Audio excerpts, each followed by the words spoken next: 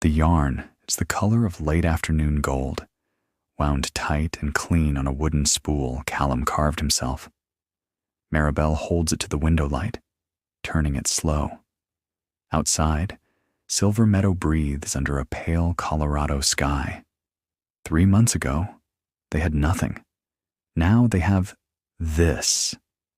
And the quiet certainty that everything is about to change.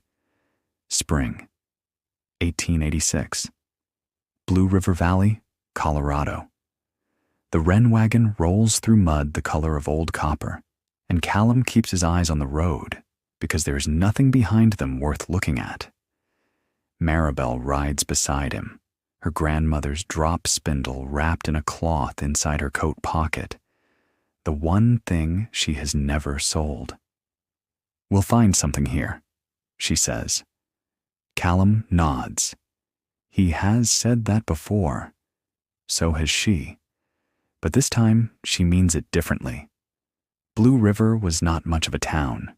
A mill, a dry goods store, a church that doubled as a schoolroom, and a boarding house run by a widow named Mrs. Pell, who charged 40 cents a night and gave no credit. Callum found work splitting fence rails for a rancher named Duggan within 2 days of arriving, which was faster than most places. Maribel helped Mrs. Pell with laundry and cooking in exchange for a reduced rate on their room. It was not the worst they had managed, but it was not the life either of them had imagined. Callum was 30 years old and had worked in 6 states. He could frame a wall, mend a wheel, cure a hide, and set a fence post in frozen ground. He was patient by nature and careful with his hands, and he had a way of looking at a broken thing and seeing exactly what it needed. What he had not yet managed was finding something of his own to fix. Something that stayed fixed. Maribel had learned spinning and natural dyeing from her grandmother on a small farm in eastern Tennessee, a woman who had grown her own flax and kept a small flock of merino sheep and knew the names of every plant that gave color. Maribel still knew those names. She knew which bark gave tawny brown, which berry gave dusty rose, which lichen gave warm gold. But knowing the craft and having the materials were 2 different things, and she had not spun anything in over a year. Their room at Mrs. Pell's was tidy and cold. Their savings were $14 and some loose coins. They were not unhappy people. That was the particular difficulty of their situation. They were capable, careful, and fond of each other. And yet nothing had ever quite taken root. On their 4th evening in Blue River, Callum sat on the porch and looked up at the ridgeline to the west, where the spruce trees made a dark, ragged line against a fading sky. "Up there," he said to no one in particular, "is a lot of country nobody's looking at." On a Tuesday in early April, one of Duggan's pack mules wandered off before dawn and was not in the paddock by morning. Duggan offered Callum 50 cents to find it before noon, which was reasonable pay for a Tuesday. Callum took his coat, a lead rope, and asked Maribel to come, because she had a way of reading animal tracks that he had always admired. They followed the mule's trail, up a logging road, past the spruce tree line, higher than either of them had gone before. The air thinned and sweetened. The mud gave way to old pine duff, and then to open grass. And then the trees parted. And there was a meadow, broad and sheltered and startling in its quiet beauty. And from somewhere inside it came the soft, unmistakable sound of sheep. They stood at the meadow's edge and did not speak for a long moment. The flock was small, perhaps 14, perhaps 16 animals. It was hard to count as they shifted behind the grasses and boulders at the meadow's far end. They were shaggy in a way that no kept flock ever was, their fleeces grown long and matted at the edges, draped over their frames like old rugs, but they were alive and they were healthy, and the meadow they stood in was lush with early grass and fed by a spring that ran clear along the northern edge. Near the tree line on the west side of the meadow stood the remains of a small structure. A shepherd's hut, the roof collapsed inward, the walls still standing to about 4 feet. A rusted hook hung from one post. Old cut wood, long rotted. Someone had been here years ago and had not come back. "Whose are they?" Maribel asked. "Don't know," Callum said. "Dugan doesn't run sheep. Nobody in the valley does, far as I know.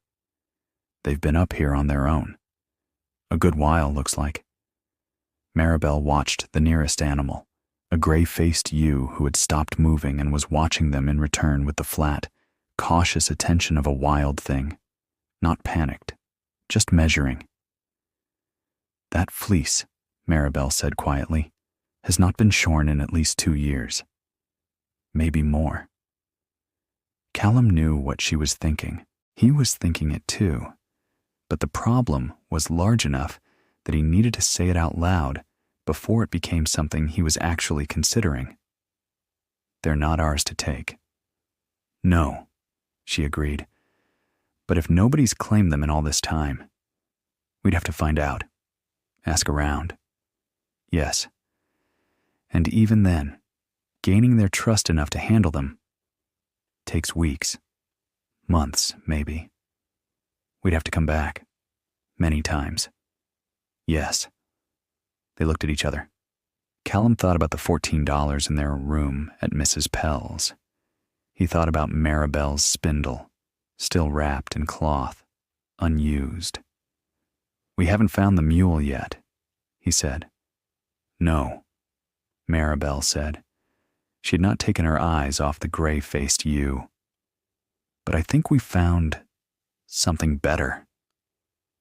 They found the mule 20 minutes later, browsing calmly at the meadow's lower edge, entirely unbothered by its own adventure.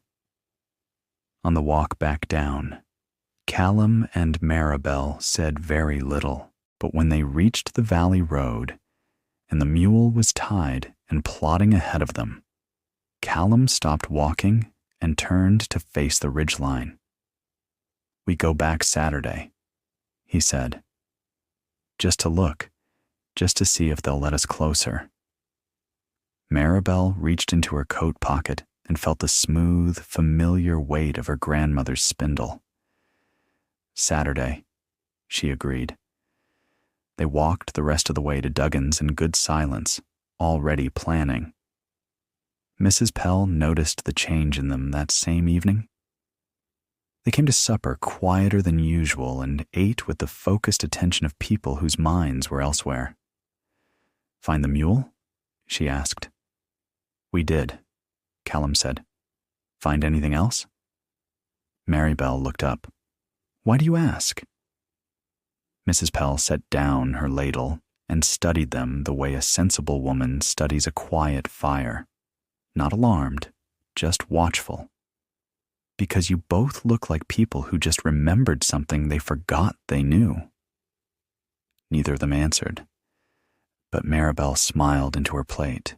They went back on Saturday with a handful of cracked corn and a small block of salt wrapped in cloth. They sat at the meadow's edge for 2 hours and did nothing. The sheep grazed at their usual distance and did not approach. Callum and Maribel ate lunch from a tin pail and watched the spring light move across the grass and were patient because they had both learned that patience was the only tool that never wore out. On the second visit, 4 days later, Maribel set the salt block on a flat rock 30 feet from where they sat and did not look at the flock directly. Within the hour, a young wether with a torn ear crept forward, lowered his head, and licked the block for nearly a minute before retreating. was a small thing, but Callum felt it in his chest, like the first note of a song. Meanwhile, Callum had begun quietly asking around town. He spoke to old Duggan first, who knew nothing of sheep on the upper ridge, then to the postmaster, who had been in Blue River since 1871 and recalled a Basque herder named Arce, who had run a small band of Churro Cross sheep on the high meadow sometime in the late 70s, a quiet, solitary man who had left one winter without explanation and never collected his mail again. No family had come to claim the flock. No deed on the meadow existed that the postmaster knew of. If they've been up there 10 years wild, the postmaster said, they belong to the mountain and whoever's willing to tend them. Callum thanked him and walked back to Mrs. Pell's with a feeling in his chest that he carefully identified as hope, which was a thing he had learned to handle gently. He told Maribel that evening, and she sat still for a moment before she said, "Then we tend them." On the third visit to the meadow, Callum brought his axe, a draw knife, and rope.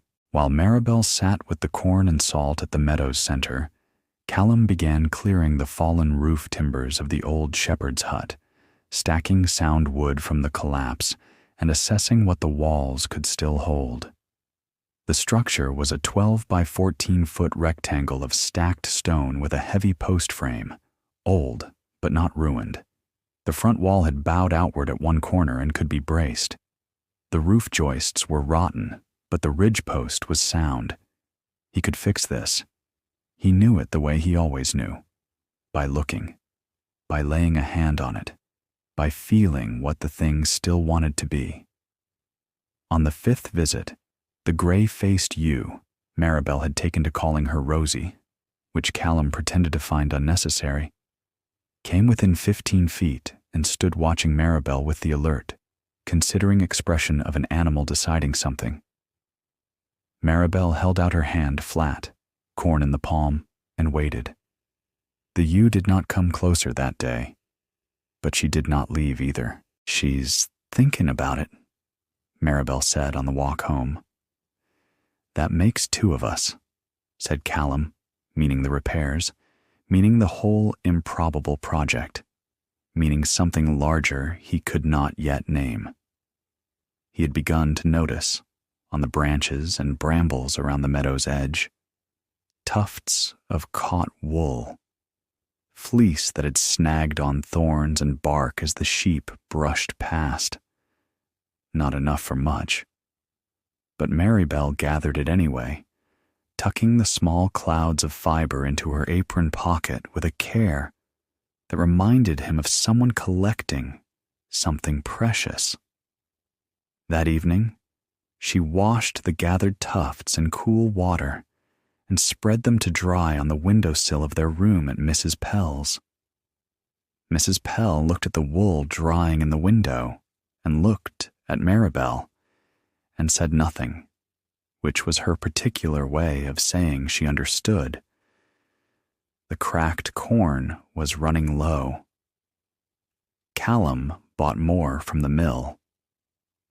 They went back up the ridge on Thursday. By the third week of April, 6 of the sheep would come within 10 feet of Maribel if she sat quietly enough and kept the corn visible. The gray-faced ewe, Rosie, Fine, Callum had conceded the name, had begun to accept corn directly from Maribel's palm, and the particular warmth of that transaction, Animal Trust offered and accepted, made something settle in Maribel that had been unsettled for years. She began to study the fleeces with a practiced eye. What she saw impressed her. These were not fine-wooled merinos, but they were not coarse either. The Churro Cross the postmaster had described tended toward a medium staple length, sturdy and clean, and the years of wild grazing had produced a fleece with a loft and character she had not expected. Some of the longer fleeces had felted at the tips from rain and movement, but the fiber beneath was clean and strong. She pulled a small lock from a bramble one afternoon, drew it between her fingers, and felt the lanolin still working in it like a slow warmth. "This is good wool," she told Callum that evening. "Better than I'd have guessed." "Good enough?" he asked. "Good enough," she said. And the weight of those two words sat between them like something settled. Callum had the hut roof framed and covered with split shakes by the last week of April. He had milled the lumber himself from fallen spruce along the meadow's edge, splitting and dressing each shake by hand in the evenings at Duggan's after his fence work was done.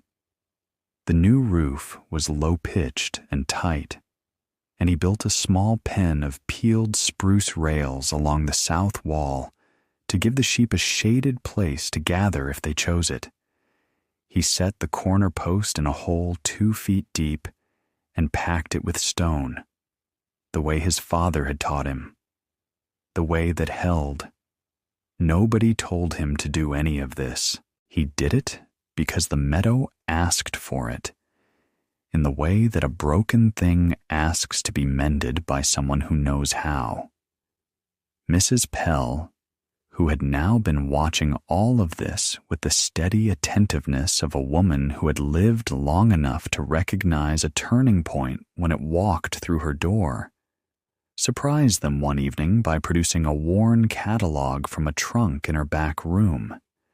It was a dry goods catalog from 1883, and bookmarked with a sliver of wood was a page advertising hand-spinning wheels, wool cards, and natural dye materials.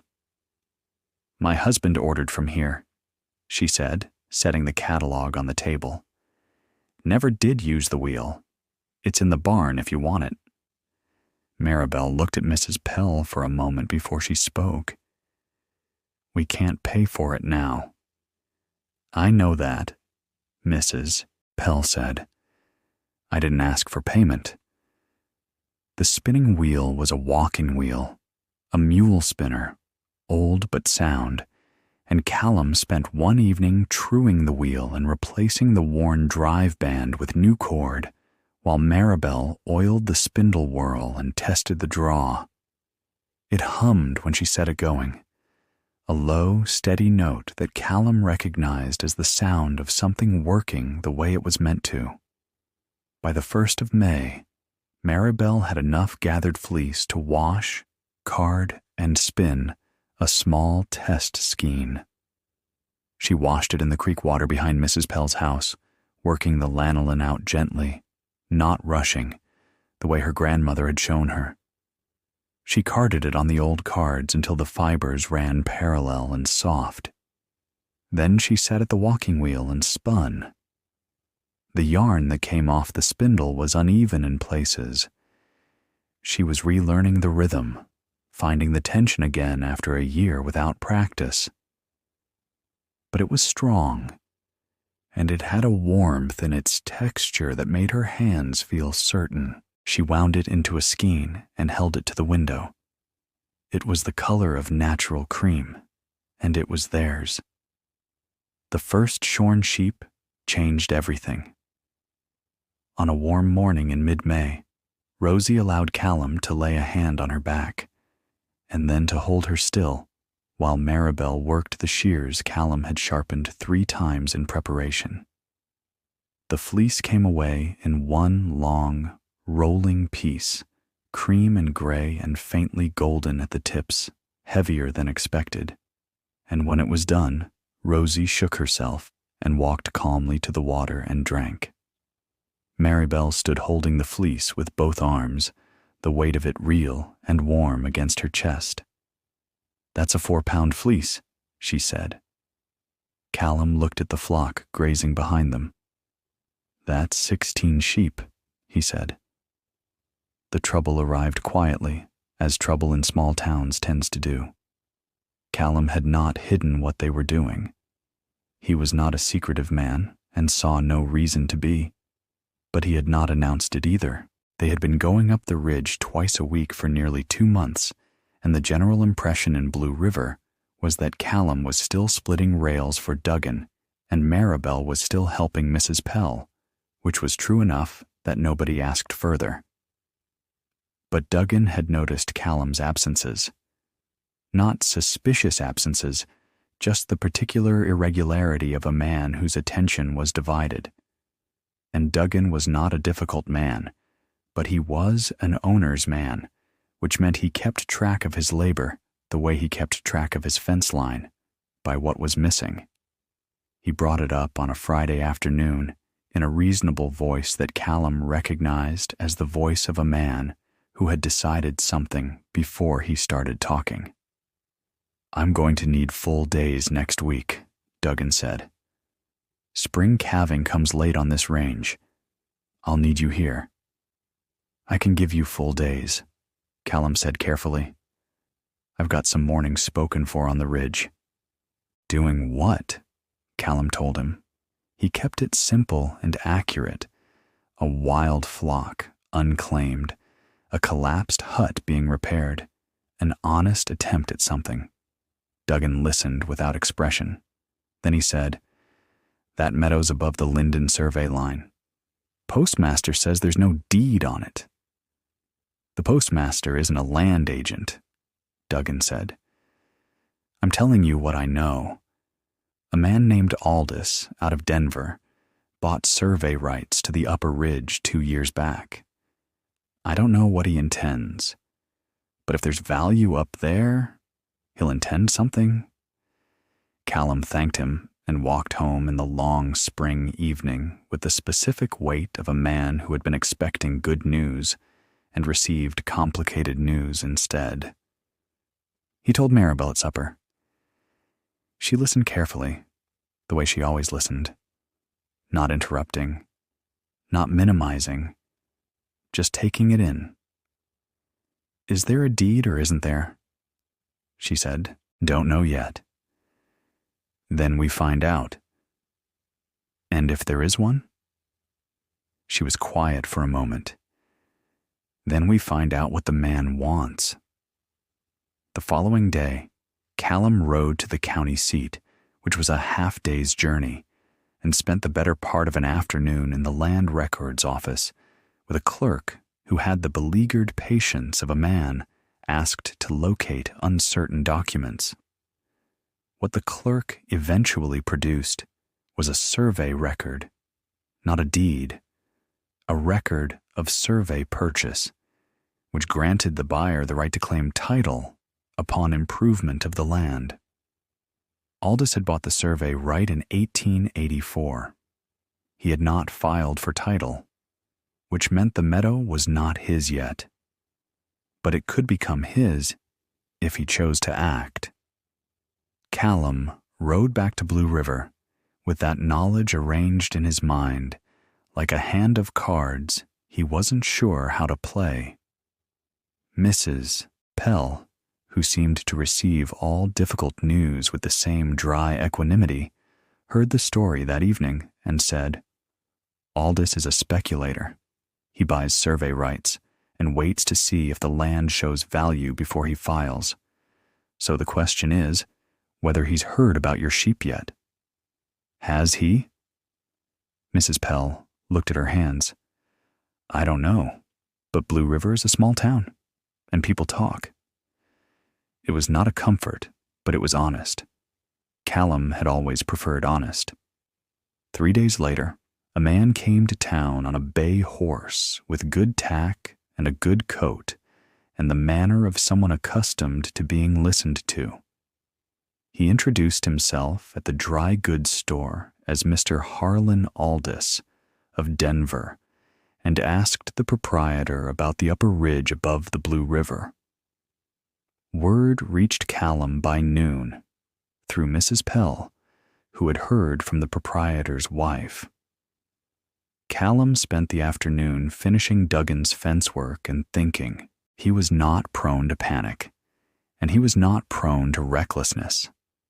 But he could feel the narrow space between those two things getting smaller. That evening, Aldous came to Mrs. Pell's boarding house and asked for a room, which she gave him, because she ran a boarding house, and that was the nature of the thing. He was polite at supper. He asked general questions about the valley, about grazing land, about timber. He did not mention the upper meadow. He mentioned it the next morning. He found Callum in the yard after breakfast, and his manner was still polite, but the kind of polite that is a tool rather than a disposition. "I understand you've been making use of Silver Meadow," Aldous said. "We've been tending a flock up there," Callum said. "Unclaimed animals, hut that was falling down. That land is under survey purchase. My survey purchase. Survey rights aren't title," Callum said. "I looked it up." Aldous regarded him without surprise. "No, they're not. But I intend to file. I came out here to assess the land before I do." He looked up at the ridgeline. "I understand there's a water source up there. Running spring." "Yes." "And the flock, how many animals?"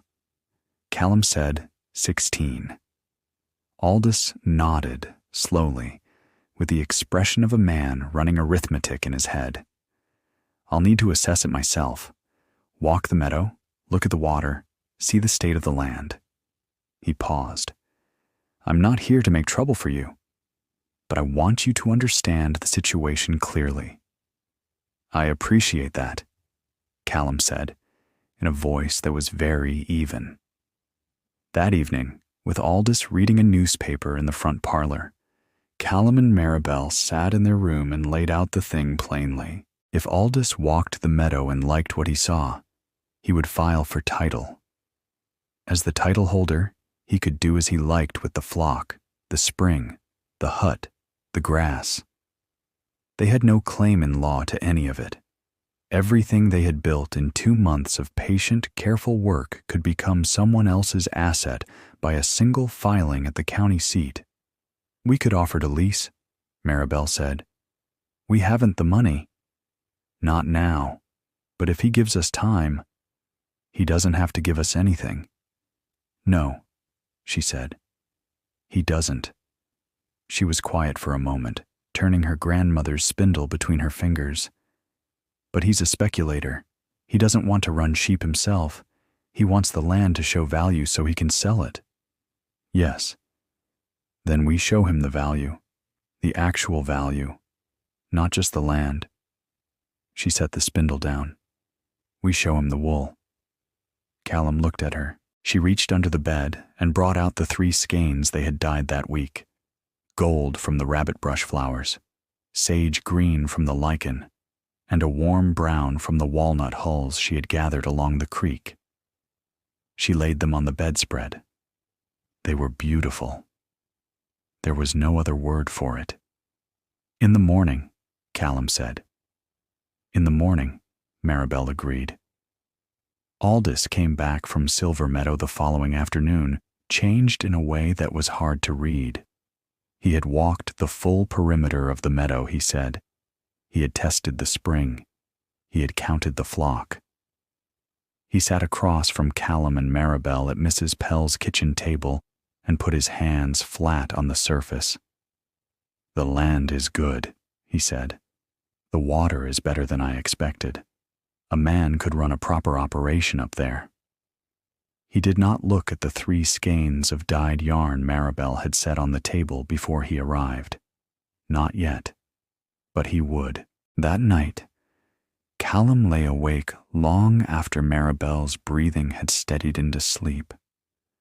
The room was dark, and the boarding house was quiet, and the town outside was the particular quiet of a place that doesn't know it matters. He thought about all the places they had been before this one. The lumber camps in Oregon, where the work was honest and brutal and ended with the season. The farm outside of Wichita, where they'd stayed 8 months before the owner sold the land to a railroad company and thanked Callum with a handshake and a week's pay. The winter in Amarillo that neither of them talked about much. All those beginnings that hadn't quite become anything. He had been good at every job he had ever held. He had never been the owner of anything. He thought about the meadow, the spring running clear, the gray-faced ewe shaking herself after her first shearing, the way Maribel had stood holding that fleece with both arms, the way she looked when she was holding something she believed in. He thought, we built that. 2 months of patience and corn and early mornings. We built that out of nothing but time and willingness. He thought, I do not want to walk away from this. He lay there in the dark and waited for morning, the way a person waits who intends to act. At breakfast, Maribel rearranged the 3 skeins on the table so that the gold one caught the window light directly. It was a small thing, but deliberate. When Aldous sat down with his coffee, she said simply and without preamble, We'd like to make you a proposal. He looked at the yarn. Something shifted in his expression. A recognition, perhaps, that the thing on the table was worth looking at. I'm listening, he said. Callum set his hands flat on the table, steadied himself, and began.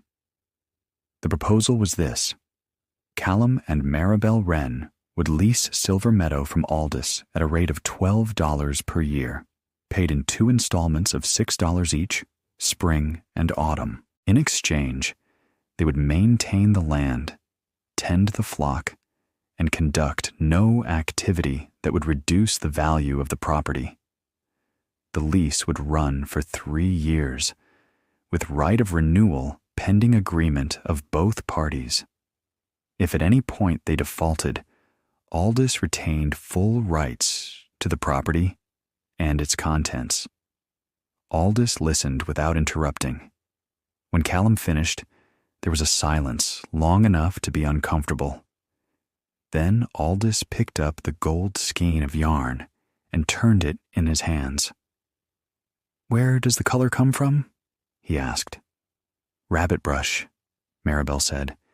It grows all along the meadow's lower edge. The flowers boiled with a mordant of alum. And this one? He set down the gold and touched the sage green. Lichen from the north-facing rocks. The brown is walnut hull from the creek.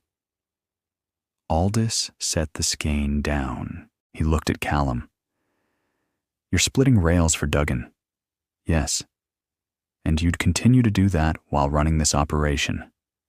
Until the lease income in the wool trade could replace it. Yes. That could take 2 years. Or 3, Callum said honestly. We know that. Aldous was quiet again. He was not a cruel man, Callum had decided. He was a practical one, which was a different thing entirely. He was calculating something, the way practical men calculate, in columns of risk and return. $12 is below market for grazing rights, Aldous said. We know that too, Callum said. But we're not grazing our own herd. We're building from what's there. The land costs you nothing right now. We're offering you income on land that currently earns you nothing while we develop value on it. When the 3 years are up, you'll have a going operation to sell or continue rather than raw survey land. Aldous looked at him for a long moment. $14, he said. 7 each installment. Callum looked at Maribel. She gave him a small nod. $14. Callum said. Done. They shook hands across the table with the 3 skeins of yarn between them, the gold one still catching the morning light.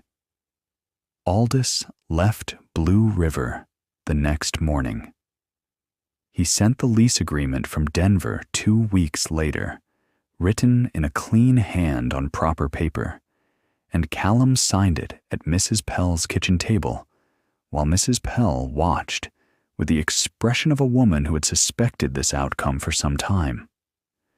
Summer came to Blue River with the particular generosity of high Colorado, long days and cold nights, and the meadow grasses growing thick and sweet. Callum and Maribel moved up to Silver Meadow in June, sleeping at first in the repaired shepherd's hut on a rope bed Callum built in an afternoon, and gradually turning the small stone structure into something that deserved the word home. He added a second room in July, framing it from peeled spruce with a window that looked east toward the ridgeline, where the light came in clean and early. Maribel hung dried rabbit brush from the ceiling beam, both for the color and the smell. They shorn the rest of the flock through June, working slowly and with ceremony, each sheep handled with the patience they had been practicing since April. The full spring clip was 61 pounds of raw fleece, less than a large commercial operation would produce in a morning, but more than enough to begin. Maribel washed and carded and spun through the long summer evenings, the walking wheel humming its low, steady note against the stone walls, while Callum worked outside until the light failed and came in smelling of spruce and work. She produced skeins in sets of 12, wound tight and even, labeled by color and fiber character in her careful handwriting: gold, sage, brown, pale blue from the indigo plant she had sent away from a seed catalog, cream and natural gray from the undyed fleece. She brought the first dozen skeins to the dry goods store in Blue River in early August on a Tuesday, in a flat wooden crate Callum had made with a fitted lid, and their name burned into the top: Wren Wool, Blue River, Colorado. The proprietor, a methodical man named Garrett, held each skein to the light the way Maribel had taught Mrs. Pell's customers to do, and when he had looked at all 12, he set them on the counter and named a price per skein that was fair and honest and more than they had hoped for. He sold all 12 within 2 weeks. He asked for more. By autumn, Mrs. Pell had become their informal agent in town, taking orders from the ladies who sewed and knitted, writing them in a small notebook she kept on the counter. The mill owner's wife ordered 6 skeins of gold for a shawl she was making for her sister in St. Louis. The school teacher ordered 3 of the pale blue, which she said reminded her of morning. A traveling merchant who came through in September examined the skeins carefully, asked about quantity and consistency, and left with a card for a dry goods buyer in Denver. Callum built a proper drying shed beside the hut in October, with racks of his own design that held the washed fleece above the ground on a current of air. He built a second pen for the flock, larger, with a covered corner for winter. He cut and stacked a winter's worth of firewood against the east wall of the house and stood back and looked at what he had built, and felt something he recognized, but had not felt in a long time. On the last evening of October, Callum and Maribel sat outside the hut on the bench he had made from a split spruce log, watching the valley below fill up with the last blue light of autumn. The flock was settled in the pen behind them, quiet and warm. The drying shed held 30 pounds of clean carded wool.